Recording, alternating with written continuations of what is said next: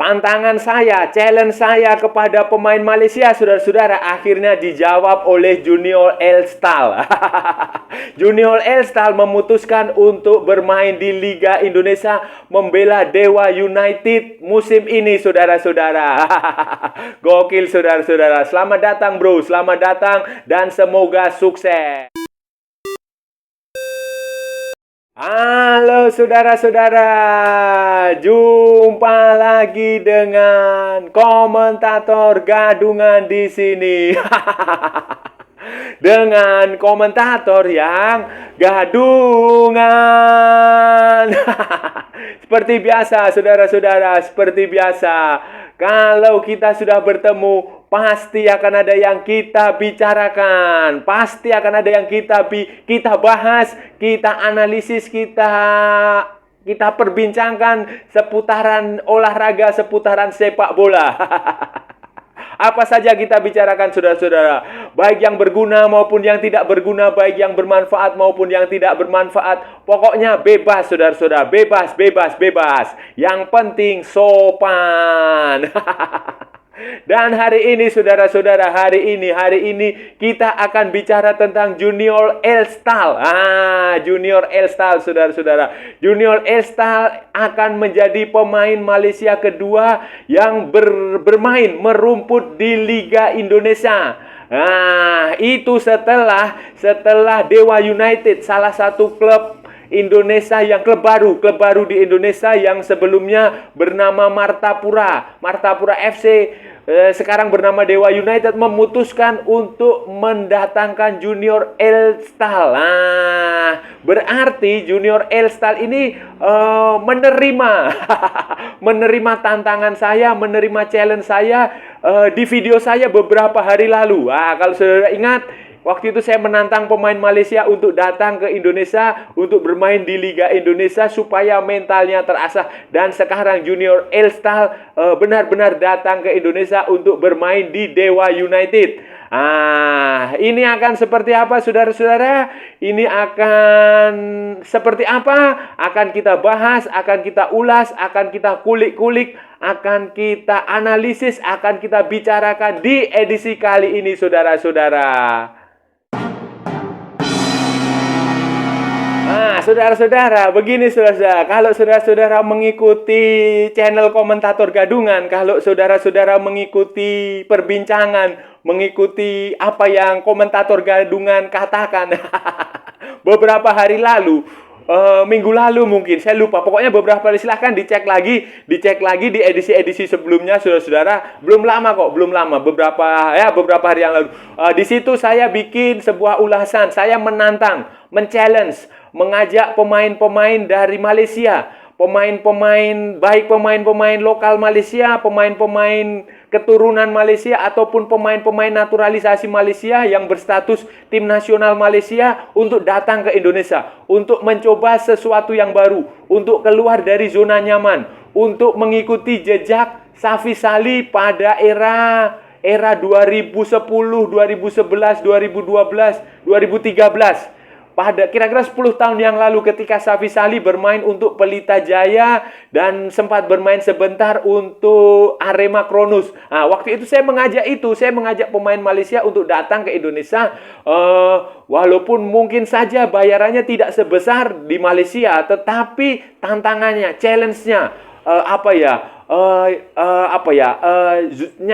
kenyamanannya itu berbeda, tantangannya berbeda. Jadi atmosfernya, kemudian persaingannya, rivalitas itu berbeda. Dan ini akan bagus bagi pemain Malaysia jika bersedia main di Indonesia, karena itu akan membuat mental pemain Malaysia itu jauh lebih bagus, jauh lebih tangguh dari yang sebelumnya. Karena di Liga Indonesia, di kompetisi Indonesia itu kadang masalah teknik, taktik, strategi itu bukan sesuatu yang penting. Kadang faktor mental itu jauh lebih penting. Dan dulu Safi Salih sudah membuktikannya, sudah mampu bermain cukup bagus di Pelita Jaya, cukup mampu konsisten, walaupun pada akhirnya juga mendapatkan tentangan dari pemain-pemain dari supporter lokal Indonesia. Tapi secara umum mentalitinya terbentuk terbentuk. Dan waktu itu saya mengajak siapa aja pemain Malaysia silahkan datang ke Indonesia untuk mencoba peruntungan, untuk mencoba tantangan baru, untuk keluar dari zona nyaman kalian, comfort zone kalian, untuk bermain di sebuah kompetisi yang memang benar-benar menantang, saudara-saudara. Saudara, beberapa hari kemudian, saya nggak tahu apakah Junior Elsdal itu melihat komentator gadungan atau tidak, atau apa, saya juga nggak tahu. Tapi faktanya atau apa, saya nggak tahu. Tapi kenyataannya baru saja belum lama ini Dewa United, salah satu klub di Liga 1 2023-2024 yang sejauh ini, yang dalam 3 pertandingan awal ini berada di papan atas. Kalau nggak salah runner up atau peringkat berapa, pokoknya di papan atas lah. Itu mengumumkan. Jadi di deadline day, di hari terakhir transfer pemain di Liga Indonesia musim ini, Dewa United itu mengumumkan kedatangan Junior Elsdal. Junior Elsdal itu datang ke Dewa United untuk bermain di Dewa United untuk memperkuat center back, posisi belakang. Itu berarti ini, saudara-saudara, berarti Junior Elsdal akan menjadi pemain Malaysia kedua di Liga Indonesia. Pemain kedua Malaysia, pemain keturunan atau pemain naturalisasi? Pertama Malaysia di Liga Indonesia. Kalau pemain tim nasional Malaysia yang kedua setelah Safis Ali. Tapi kalau pemain keturunan atau pemain naturalisasi, berarti dia yang pertama pemain itu di Indonesia. Nah, ini membuktikan bahwa Junior Elsdal ini benar-benar punya nyali, punya keberanian, punya spirit. Dia berani keluar dari zona nyaman, comfort zone. Sebelumnya dia bermain di Thailand, sekarang dia bermain di Indonesia. Dia tidak buru-buru pulang ke Malaysia untuk bermain di kompetisi Malaysia yang saya jamin akan mendapatkan kenyamanan, akan mendapatkan kenikmatan yang jauh lebih besar daripada dia bermain di Liga Indonesia atau di Liga Thailand. Dan ya, saya hanya bisa mengucapkan selamat datang bro, selamat datang, dan semoga Anda menikmati tantangannya, semoga Anda sukses di Indonesia, dan semoga Anda tidak cepat kembali ke Malaysia. Bagi teman-teman di Indonesia, Junior Elsdal ini pemain seperti apa? Mungkin banyak yang belum tahu. Kalau saudara-saudara di Malaysia pasti udah tahu lah pemain si Junior ini. Jadi Junior Elsdal ini adalah pemain keturunan.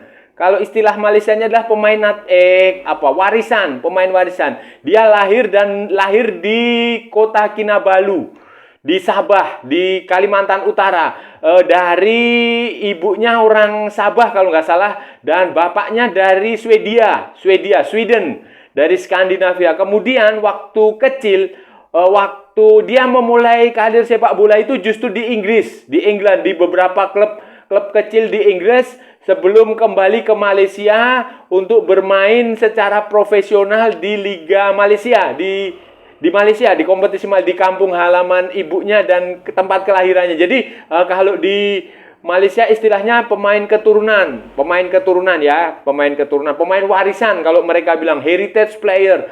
Kemudian terakhir dia main di Thailand, di Prachuap, PT Prachuap. Itu adalah klubnya Yanto Basna. Dulu Yanto Basna pernah main di situ. Statusnya di Prachuap itu adalah pinjaman, loan dari Johor Darul Taksim. Jadi begini, semua pemain di Malaysia itu pada akhirnya, pemain bagus itu pada akhirnya akan bermain di Johor Darul Taksim, walaupun kemudian dipinjamkan lagi. Jadi semua pemain di Malaysia itu berlomba-lomba untuk main di Johor Darul Taksim, kecuali si Badrol Bakhtiar. Pemain bagus yang tidak tertarik untuk membela Johor Darul Taksim. Tetapi semua pemain Malaysia yang bagus itu pada akhirnya akan main di JDT, termasuk si Junior Elsdal ini. Walaupun kemudian di JDT dia kalah bersaing dengan pemain-pemain lain, sehingga dipinjamkan ke PT Prachuap.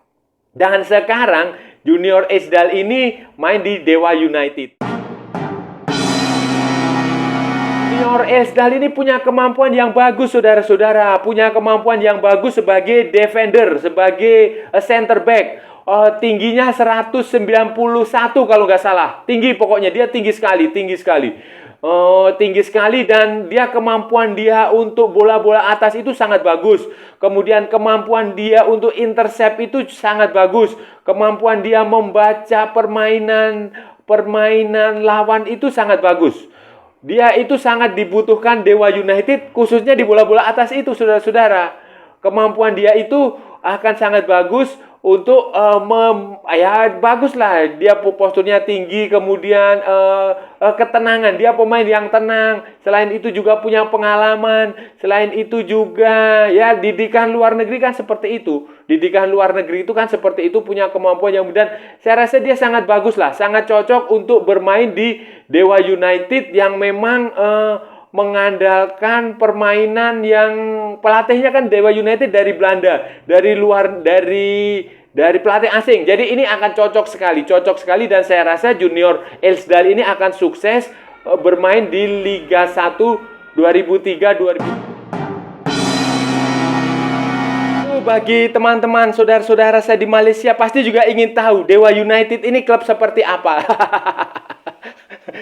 Jadi Dewa United ini bukan klub seperti Persija Jakarta, Persib Bandung, Persebaya, Arema, atau Persipura Jayapura, atau PSS Sleman. Bukan, mereka adalah klub yang baru hadir tahun 2021. Klub ini dia membeli lisensi dari Martapura FC. Martapura FC itu klub dari Kalimantan Selatan, dari Martapura, dari dekat Banjarmasin di situ, Kalimantan Selatan. Jadi mereka membeli lisensi Martapura FC tahun 2001 kalau nggak salah, kemudian dipindahkan ke Tangerang Selatan. Tangerang Selatan itu adalah kota di selatannya Jakarta, di Provinsi Banten. Dia masuk administratifnya di Provinsi Banten, itu di Tangerang Selatan. Kemudian sambil menunggu bikin stadion di Tangerang Selatan, mereka ini selama ini main di Tangerang, di Kabupaten Tangerang, di kandangnya, di stadionnya Persita Tangerang, Indomilk Arena. Indomilk Arena. Jadi walaupun dia klub baru, saudara-saudara, Dewa United itu punya sebelumnya mereka punya klub basket namanya Dewa United juga. Klub basket yang ikut di Indonesia Basketball League. Kemudian pemiliknya itu juga orang-orang yang punya duit, saudara-saudara. Orang-orang kaya lah, orang-orang besar, orang-orang yang terkenal di Indonesia, pengusaha-pengusaha sukses, ya mungkin semi Taipan lah. Salah satunya si Garibaldi Thohir. Garibaldi Thohir atau siapa itu, kalau nggak salah adiknya atau kakaknya Erick Thohir ya, ketua umum PSSI. Kemudian ada lagi presenter bola itu si Rendra Sujono, itu juga salah satu ownernya. Jadi klub ini memang didirikan awalnya untuk profesional lah, secara profesional mereka mendirikan ini. Mereka tidak ingin membentuk klub seperti klub-klub yang era perserikatan yang pada masa lalu. Jadi mereka benar-benar baru, benar-benar orientasi ke depan, benar-benar fresh, saudara-saudara, Dewa United ini. Jadi ya prospeknya bagus lah, secara manajerial, secara tim itu, secara manajerial. Musim lalu, saudara-saudara, Dewa United ini ada di posisi 17. 17 klasemen akhir dari 18 peserta Liga 1 2022-2023. Untungnya waktu itu ada penghapusan degradasi. Penghapusan degradasi dilakukan setelah adanya tragedi Kanjuruhan yang membuat kompetisi sempat tertunda mungkin 2-3 bulan. Dan dilanjutkan dengan penghentian Liga 2, sehingga mereka tidak degradasi, saudara-saudara. Jadi beruntung sekali, saudara-saudara. Dan musim ini, saudara-saudara, mereka untuk sementara bertengger di papan atas. Pertandingan terakhir itu mereka menahan imbang Persib Bandung, tim besar, yang berujung pada berhentinya, mengundurkan dirinya pelatih sekelas Luis Mia.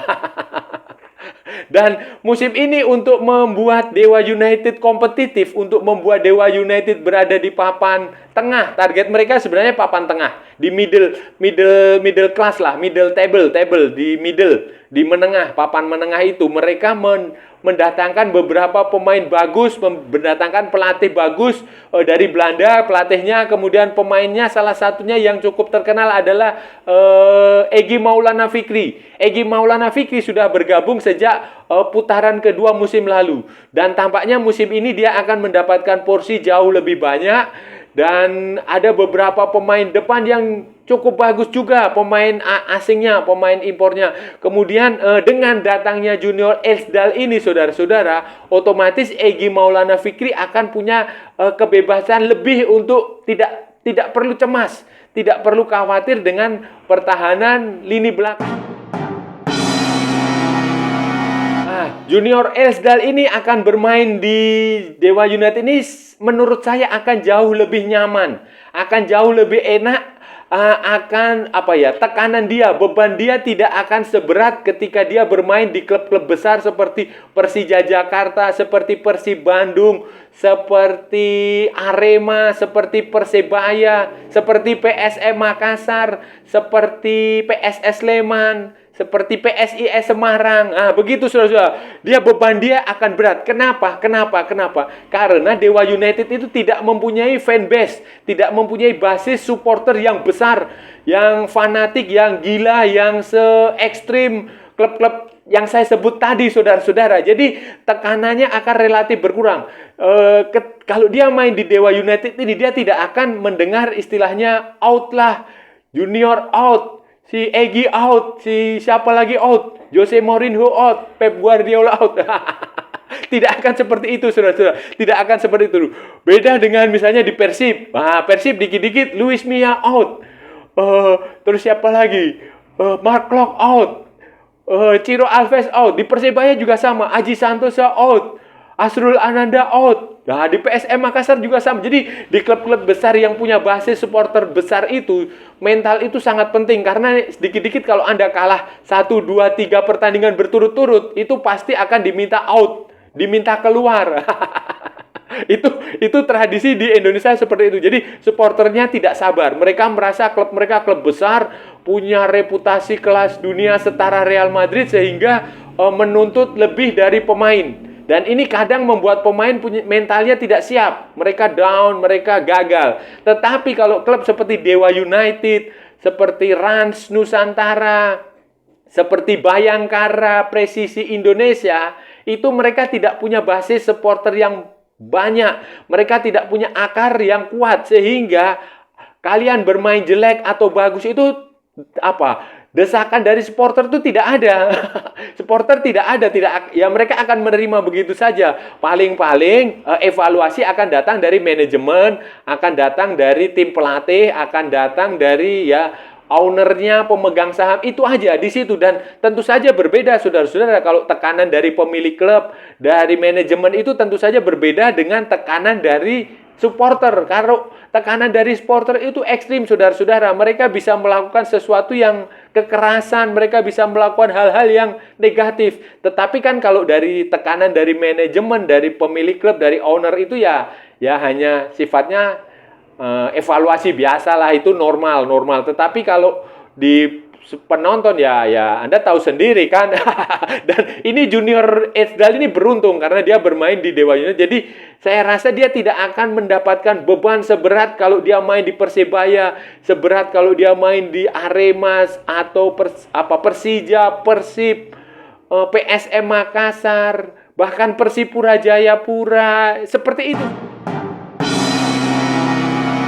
Dengan bergabungnya Junior Elsdal ke Dewa United, saudara-saudara, saya berharap akan ada pemain-pemain Malaysia lagi yang datang ke Indonesia. Semakin banyak pemain Malaysia datang ke Indonesia itu semakin baik. Itu akan semakin mengakrabkan hubungan dua negara tetangga. Ini akan membuat sepak bola Indonesia dan Malaysia itu damai. Kalem, tenang, dingin, sejuk gitulah, saudara-saudara. Jadi ini bagus juga, dan saya harap akan ada pemain-pemain lain yang datang. Sekarang jendela transfer untuk untuk awal musim Liga 1 2023 Liga 2024 ini sudah ditutup, saudara-saudara. Tetapi nanti di putaran kedua itu akan dibuka lagi. Dan ketika putaran kedua itu dibuka lagi, Liga Super Malaysia itu kan otomatis sudah berakhir. Nah, jadi ada kemungkinan, semoga saja ada pemain-pemain Malaysia lain yang berani datang ke Indonesia untuk mencari pengalaman lah, saudara-saudara, untuk mengasah mental, untuk keluar dari zona nyaman, untuk keluar dari comfort zone kalian. Jadi begini loh, percuma saja Anda hebat tetapi kalau hanya di dalam negeri, di rumah saja, di rumah kalian itu kalau hebat itu ya wajar. Tetapi kalau kalian bisa hebat di rumah orang, nah itu baru kita bisa kasih acungan 2 jempol, saudara-saudara. Dan ya semoga ini hanya awal, semoga akan ada pemain-pemain Malaysia lain yang datang ke Indonesia dan membuat hubungan sepak bola Indonesia dan Malaysia semakin damai, rukun, mesra, sejuk, aman, tentram. Nah, saudara-saudara, itu tadi pembahasan kita hari ini, saudara-saudara. Kita sudah bicara panjang lebar. Kita sudah membahas tentang Junior Elstal. Kita sudah bicara tentang apalagi pemain Malaysia di Liga Indonesia. Kita sudah bicara tentang banyak hal plus minusnya, untung dan ruginya pemain Malaysia berkompetisi di Indonesia. Dan saya rasa juga bayarannya tidak kalah. Jangan meremehkan klub Indonesia dari segi finansial, karena sekarang kompetisi di Indonesia, Liga Indonesia itu sudah menjurus ke arah industrialisasi yang tampaknya akan jauh lebih bagus dari di eranya Liga Iwan Budianto. Kita tadi juga sudah bicara, ya banyak hal lah kita bicara sampai mulut saya berbusa, saudara-saudara. Dan saya rasa sudah cukup ya, saudara-saudara ya. Kalau ada salah-salah ya mohon maaf, saudara-saudara, namanya juga gadungan. Tetapi kalau benar itu sebuah kebenaran, karena yang namanya gadungan itu wajar kalau salah.